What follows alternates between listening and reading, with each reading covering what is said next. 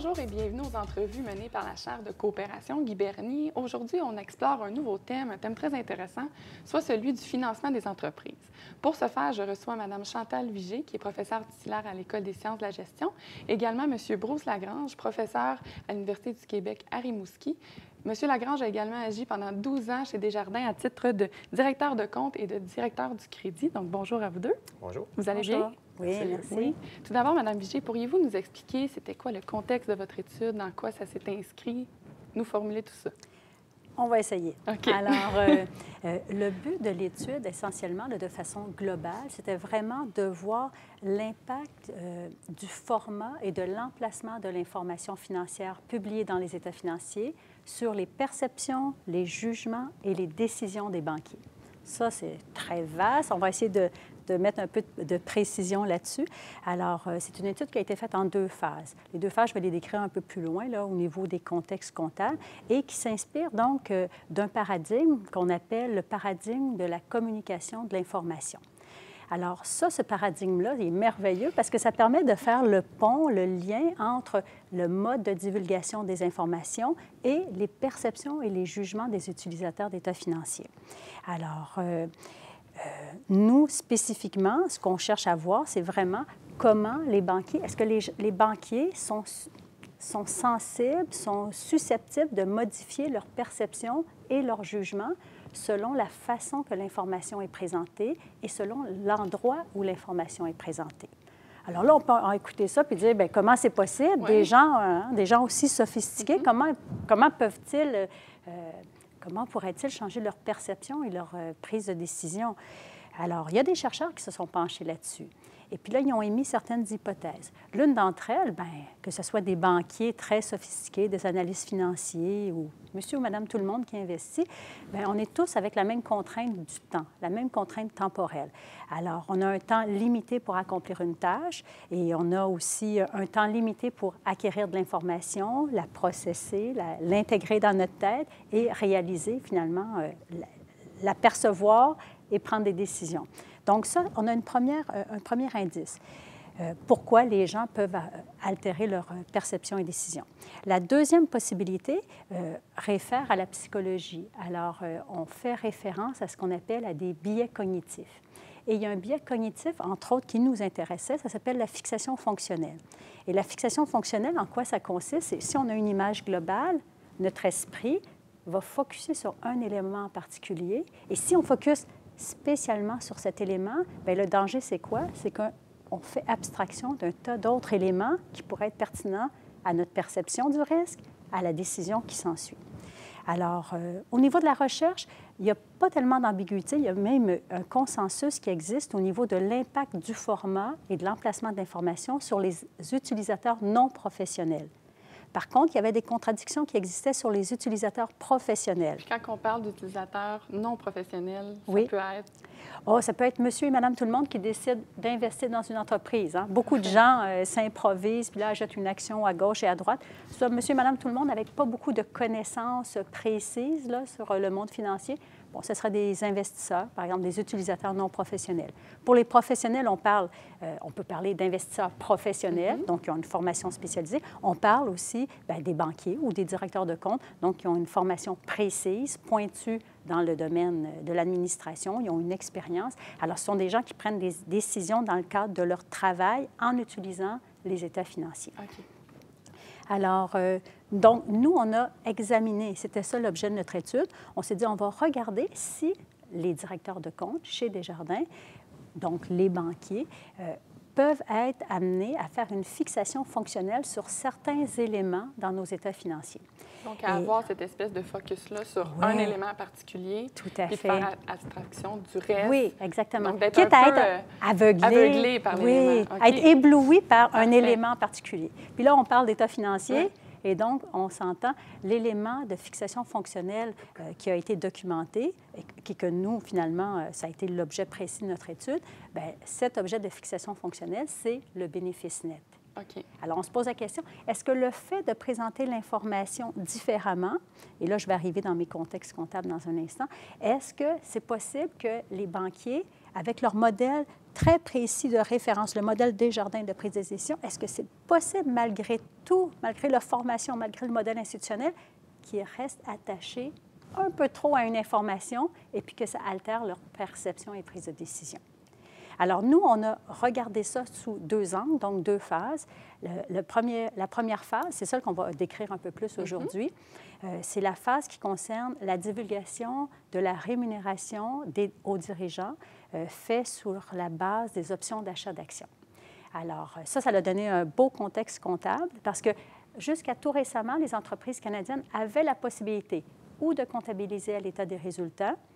Et donc, si on comptabilise une dépense, le bénéfice chute, ou bien les entreprises, en toute légalité, pouvaient divulguer cette information très matérielle, très importante en termes d'argent, pouvaient simplement le divulguer sous voie de note. Donc, bénéfice intouché, divulgué. Puis là, les gens pouvaient s'étonner, dire « Oui, mais c'est sûr qu'est-ce que les entreprises choisissent. » Mais les entreprises avaient le choix. Donc, un banquier pouvait se voir offrir les 2 sets d'états financiers. Hein? Oui. Et puis là, il devait répondre à la même question. Est-ce que vous prêtez de l'argent à cette entreprise?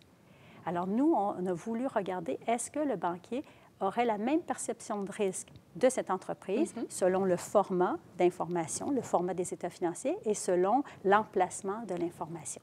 Alors ça, c'est la phase 1. Oui. La deuxième phase, on est en train de la finaliser présentement. Ça a été fait dans un contexte de transition, de normalisation comptable, à l'heure où maintenant les entreprises canadiennes publient les sociétés publiques canadiennes publient les états financiers selon les normes internationales IFRS. Okay. Alors, c'est un contexte d'incertitude grandissante où on se concentre sur les éventualités, c'est-à-dire les passifs issus de poursuites que les entreprises subissent. Alors, la question de recherche, pour faire vite, OK? La question de recherche, c'est vraiment, est-ce que le fait de donner des informations présentées de façon différente va altérer les perceptions et les prises de décision des banquiers. Et notre attente est la suivante, à savoir, nous, puisqu'on croit qu'il y aura fixation fonctionnelle, en fait, c'est l'objet, c'est notre but de le vérifier, eh bien, notre attente, c'est que si les banquiers ont effectivement cette fixation fonctionnelle sur le bénéfice, on s'attend à ce moment-là que leur perception et leur jugement soient affectés négativement de par cette fixation fonctionnelle. D'accord. Donc, au niveau de l'opérationnalisation de cette recherche-là, comment est-ce qu'on part de ces attentes, de ces hypothèses? Comment ça se traduit en termes de mesures? D'abord, il faut dire que nos hypothèses ont été développées à partir du modèle de décision de Desjardins, qui est possiblement un modèle qui est utilisé dans la plupart des institutions financières de toute façon, mais c'est le modèle Desjardins. Et donc, comme on peut le voir au premier tableau qu'on présente, au début, on présente les 3 modes de divulgation avec les groupes expérimentaux. J'en parle pas tout de suite, j'en parlerai tout à l'heure. On va se concentrer plus sur l'aspect des jugements et des décisions. En fait, au départ, c'est qu'un directeur de compte, lorsqu'il reçoit une demande de financement, doit se positionner par rapport au risque qu'il perçoit dans l'entreprise.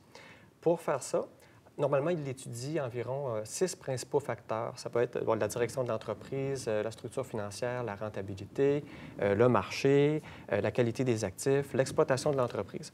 Donc, avec l'analyse de chacun de ces facteurs-là, il va se faire une cote générale, donc une perception générale du risque de l'entreprise.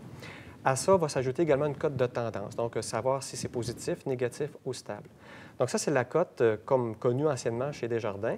Je sais qu'aujourd'hui, en 2013, on travaille plus avec une cote à 19 échelons qui reprend essentiellement les mêmes paramètres de cote de risque et de tendance.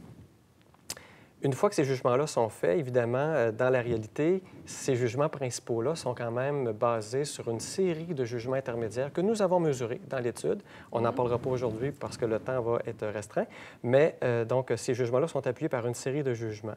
Ce qui est important de retenir ici, c'est sûr que les jugements qui sont faits par le directeur de compte vont inévitablement influencer sa prise de décision lorsque vient le temps de dire est-ce que je finance, est-ce que j'accepte le prêt ou est-ce que je le refuse. Et dans un deuxième temps, au niveau décisionnel, si le prêt c'est oui, bien, ça va même influencer sa décision au niveau de la fixation du taux. Parce qu'on sait en finance, le taux est fonction du risque perçu dans le dossier. Alors, plus le risque va être perçu élevé, à ce moment-là, plus la prime d'intérêt sera élevée par rapport au directeur de compte. Donc, c'est sûr qu'ici, dans notre étude, on a établi 4 hypothèses de recherche. On va les présenter tout à l'heure un peu plus en détail. Mais pour l'instant, on pourrait dire que selon le tableau qu'on présente, on a 2 hypothèses au niveau des jugements, donc la cote de risque globale, une hypothèse pour la cote de tendance et 2 hypothèses pour la décision, à savoir la décision de dire oui ou non au prêt et aussi sur le taux d'intérêt. Évidemment, nos attentes, Chantal en a parlé un peu tout à l'heure. Donc, vous allez voir les différences de présentation et de comptabilisation dans les groupes expérimentaux et on comprendra dans quelques instants c'est quoi les attentes qu'on pourrait avoir là-dessus. Maintenant, toujours dans la question du comment on a testé ces hypothèses-là, comment ça s'est déroulé.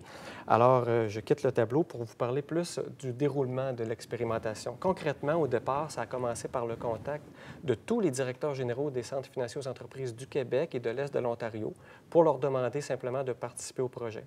Et nous sommes vraiment contents. Nous avons eu une très bonne, une excellente collaboration de tous les directeurs de CFE. En fait, 36 CFE ont accepté de participer à l'étude, ce qui nous a donné accès à 430 directeurs de compte. Parfait. Ces directeurs de compte-là, c'était spécifiquement des directeurs de compte de niveau 8 et plus, dédiés spécifiquement au domaine commercial et industriel. Et pour nous, le niveau 8, ça signifie? Bien, en fait, c'est dans un centre financier aux entreprises, on a des directeurs de compte de niveau 7 et plus. Okay. Et pourquoi on a choisi le niveau 8? C'est au niveau de la complexité des dossiers. Donc, plus le niveau d'un directeur est élevé, plus le niveau de complexité attendu du dossier va être dans le même sens. Parfait. Et chaque directeur de compte était évidemment aléatoirement assigné à un des groupes expérimentaux, comme on va le voir tout à l'heure. Et la façon dont ça a fonctionné, c'est que chaque directeur de compte recevait son matériel expérimental sous forme papier, donc c'est-à-dire une description de l'entreprise, une demande de financement en bonne et due forme, des états financiers, quelques ratios. Et ce qu'on demandait aux directeurs de compte, c'était d'analyser une demande de financement et de répondre à un questionnaire sur lequel on pouvait retracer ses jugements finalement sur certaines variables relatives à sa perception de l'entreprise au niveau du risque et évidemment ses décisions. Est-ce qu'il accepte oui ou non le prêt et quelle est la charge d'intérêt qu'il va facturer ou charger. Et concrètement, à quoi l'expérience a ressemblé? Alors, je vous amène au deuxième tableau, ce que j'appelle le plan expérimental sur lequel on s'est basé pour mener l'expérience. Alors, on voit sur ce deuxième tableau les 3 groupes expérimentaux. Chantal l'a très bien expliqué tout à l'heure de quelle façon on comptabilise ou on présente les options d'achat d'actions. Donc, il faut comprendre que c'est une rémunération qu'on attribue à des individus. Dans le groupe G1, comme on voit, l'information par rapport relativement au régime de rémunération est tout simplement décrite de façon qualitative dans les états financiers dans une note. Dans le groupe G2, c'est la même chose. On a une note descriptive, mais en plus, on présente un bénéfice qui est redressé dans un tableau, et non pas dans les états financiers, mais dans un tableau complémentaire, un bénéfice qui tient compte de cette charge de rémunération-là. Et finalement, le groupe G3, encore là, on a la note descriptive qui décrit le régime de rémunération. Mais en plus, on a la constatation au résultat de cette charge relative à la rémunération sous forme d'option d'achat d'actions. Alors, on voit immédiatement à la deuxième ligne du tableau l'impact sur l'année 2 par rapport au bénéfice net. On voit vraiment qu'il y a une différence à la baisse parce que justement, la charge relative à la rémunération est comptabilisée ici. Et ce qui est intéressant de mentionner, vous vous souvenez, tout à l'heure, j'ai parlé qu'il y avait 6 facteurs que le directeur de compte regarde lorsqu'il établit sa cote globale. Alors nous, dans un souci d'assurer une bonne validité interne à notre recherche, on a isolé un des facteurs, c'est-à-dire la rentabilité. Oui. Pourquoi? Parce que la norme sur les OAA, les options d'achat d'actions, nous dirigeait naturellement vers une mesure du bénéfice qui serait différente. Alors on a isolé ce facteur, laissant les 5 autres facteurs comme satisfaisants pour le directeur de compte. Parfait. Et si on revient au postulat de la fixation fonctionnelle, bien évidemment, nos attentes par rapport aux sujets qui sont dans les groupes expérimentaux, on s'attend que les directeurs de compte participants dans le groupe G3 devraient voir l'entreprise beaucoup plus risquée que s'ils étaient dans le groupe 1 et 2 et de ce fait, bien, accorder peut-être moins, être moins enclin à accorder le financement. Et si jamais ils l'accordaient, bien, ils devraient avoir un taux d'intérêt supérieur normalement. Ça, c'est nos attentes qu'on pourrait dire par rapport aux 3 groupes. Et pourtant, je retiens à le préciser, l'information relative au régime de rémunération est quand même divulguée dans les 3 groupes. Donc, sauf dans les 3 pas... groupes, on retrouve la même information, exact. mais de façon différente. Comptabilisée différemment et présentée différemment selon les 3 normes comptables à l'étude. Parfait. Mais si on peut préciser quelque chose, l'image économique, la réalité économique de G3, de G2 et G3 est la même. Oui. Mais c'est simplement que l'information se promène d'un endroit à l'autre. OK. Hein? Parfait. Alors, Si la réalité, vous savez, si on est deux à regarder une image, on devrait percevoir la même chose. Alors, l'image est tout à fait pareille entre G2 et G3. Il n'y a rien qui change. OK. C'est toute la même information. Sauf, elle est présentée de manière différente. Alors, c'est là qu'on va pouvoir avoir vraiment, qu'on a notre prise pour voir si nos banquiers vont être fixés fonctionnellement sur le bénéfice. Puis là, en termes... Vous semblez, bien, en fait, pas vous semblez, vous nous démontrez votre méthodologie qui est très rigoureuse, on voit bien les attentes. Comment ça se traduit en termes de résultats? Ah, déjà les résultats. Bien. Est-ce que toi, tu avais terminé? Ça va? Oui, on est rendu. Excusez. On est rendu, oui. Alors, je me permets quand même de répéter l'attente. Hein? Parfait. En G3, dans notre troisième groupe expérimental, c'est le seul groupe qui voit le bénéfice chuter. Donc, si les banquiers sont fixés, ils ont une attention là, accrue, ils sont fixés sur le bénéfice, on va s'attendre nécessairement à ce que leur jugement et leur décision soient négativement atteints. Alors, dans un premier temps, je vais référer à deux tableaux. Le premier tableau... Merci. Oups, non, ici, merci.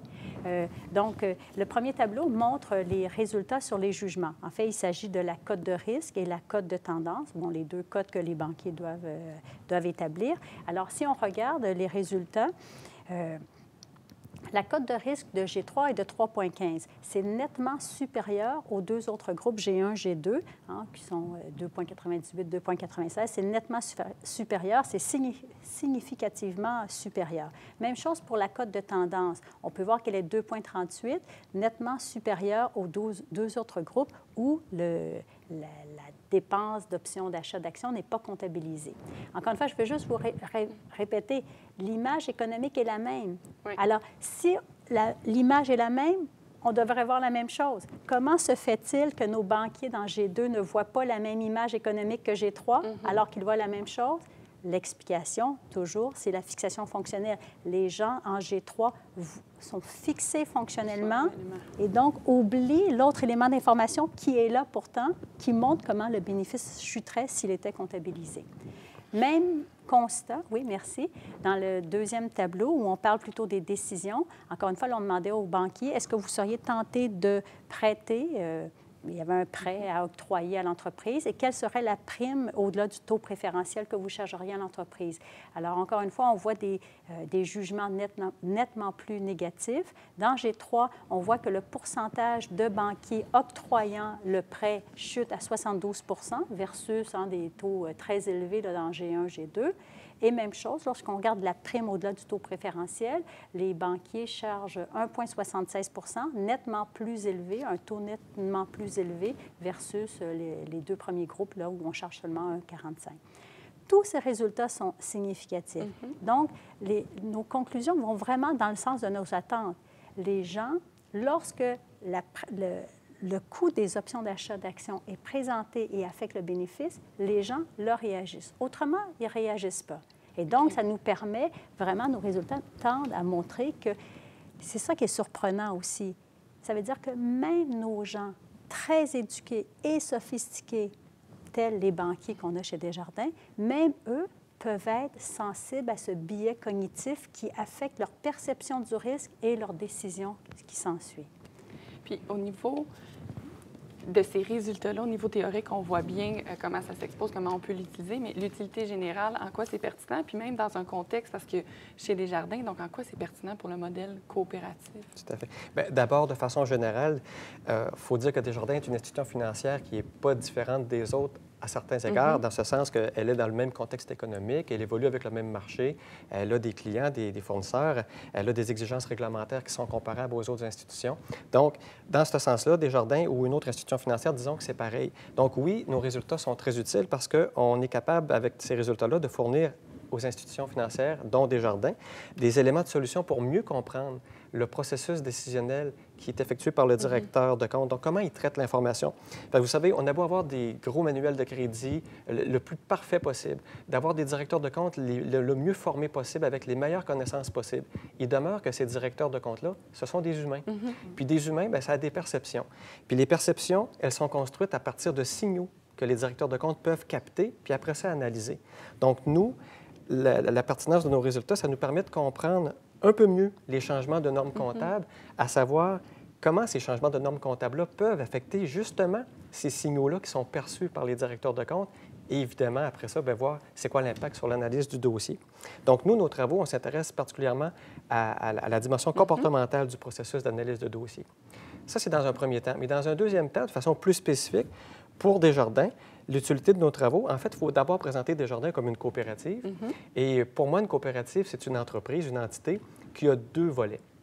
Je m'explique. Il y a un volet qu'on appelle plus association de personnes et un volet qu'on appelle plus entreprise. L'association de personnes, en fait, c'est le cœur de la coopérative. Si on prend l'exemple de Desjardins, lorsque M. Desjardins a fondé Desjardins, comme on le connaît aujourd'hui, c'est pas parce qu'il a décidé d'investir à un moment donné ses économies en trop dans un projet, puis pour diversifier son portefeuille. C'était pas ça l'idée. L'idée, si on se rappelle, au début du siècle, les Québécois francophones avaient un accès très limité au crédit qui limitait beaucoup leur développement. Alors, c'est vraiment un groupe de personnes qui ont entouré M. Desjardins, puis ils ont décidé, hey, on a des besoins, il faut vraiment qu'on crée quelque chose pour se donner des outils pour développer notre économie à nous. Alors, le besoin est parti de là, donc, disons, les personnes, le besoin des personnes. Mais en même temps, si Desjardins est encore là aujourd'hui, Desjardins, c'est une entreprise qui fait affaire dans un marché concurrentiel avec des exigences, des règles, une cotation de crédit, un accès à des capitaux, comme les autres institutions financières. Donc, pour demeurer vivant, elle doit se comporter comme les autres institutions aussi. Je donne un exemple concret. Par exemple, dans ma pratique chez Desjardins, j'ai souvent entendu le discours suivant d'un membre emprunteur. On est chez Desjardins, c'est une coopérative, je devrais avoir des taux d'intérêt beaucoup plus bas que si j'allais chez la compétition.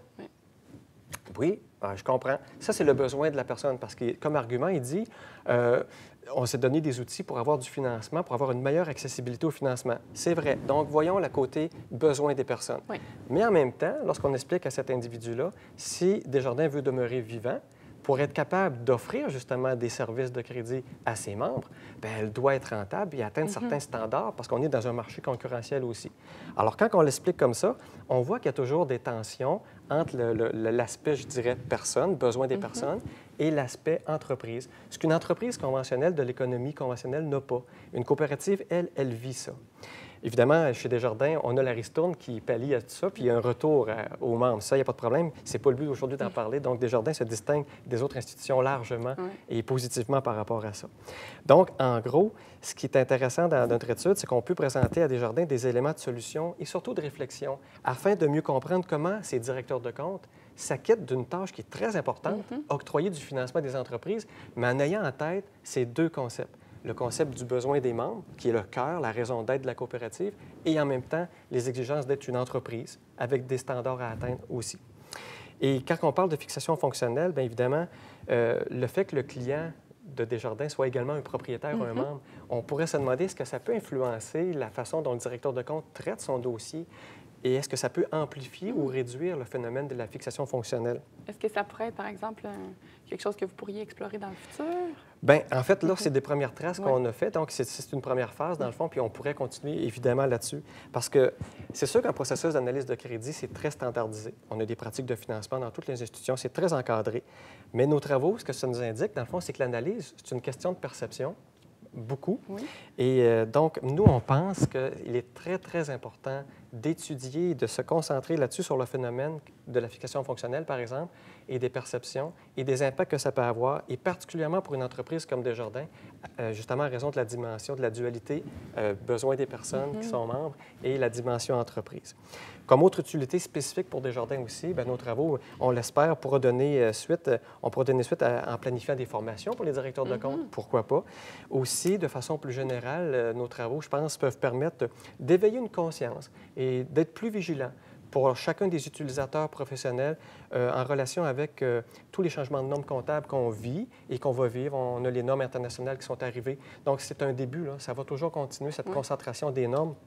Alors, je pense qu'en tant qu'utilisateur professionnel, avec un rôle important dans la société comme un directeur de compte, je pense que c'est tout à leur avantage de s'intéresser à ce phénomène-là. Et nous, bien, nos travaux, je pense qu'on veut participer à ça pour donner justement de la matière première à ces utilisateurs-là, pour leur dire, bien, voici, c'est comme ça que ça fonctionne.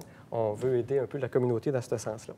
Super. Et est-ce qu'on on peut espérer vous revoir bientôt pour nous parler de vos projets futurs. Oui, bien évidemment, tantôt, on a parlé d'une phase 1. Oui. Alors, on a une phase 2 qui est en train de se compiler actuellement. On est en train de la travailler.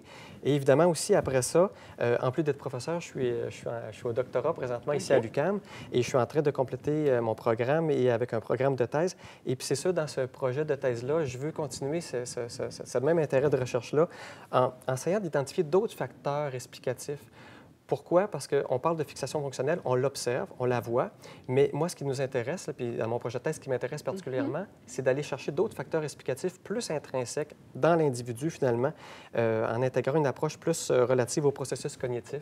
OK. Alors, pour voir qu'est-ce qui se passe vraiment dans la psychologie de l'individu. Donc, se centrer sur l'humain un peu Oui, dans tout ce tout processus à fait. plus technique. Parce que, comme je l'ai dit, la fixation fonctionnelle, on l'observe, mais j'aimerais comprendre encore un peu plus loin, aller plus loin. On l'observe, mais comment on peut l'expliquer? Pour l'expliquer. Parfait. Alors ça sera les suites. D'où sa origine. Exact. C'est quand même une grosse question. C'est une très belle question. Et puis, c'est ça, moi, comme on l'a dit au début, j'ai travaillé chez Desjardins quand même plusieurs années. Alors, c'est sûr que j'ai une affinité vers Desjardins pour collaborer et pour essayer d'améliorer encore plus notre compréhension du phénomène, évidemment, c'est sûr. Alors, ça m'intéresse beaucoup de continuer dans ce même chemin-là et j'espère venir vous présenter d'autres choses éventuellement. Bien, je vous le souhaite, puis on ne vous laissera pas vous en sortir comme ça. C'est sûr que si vous poursuivez, on vous réinvite. Merci beaucoup pour votre temps. Merci. Merci.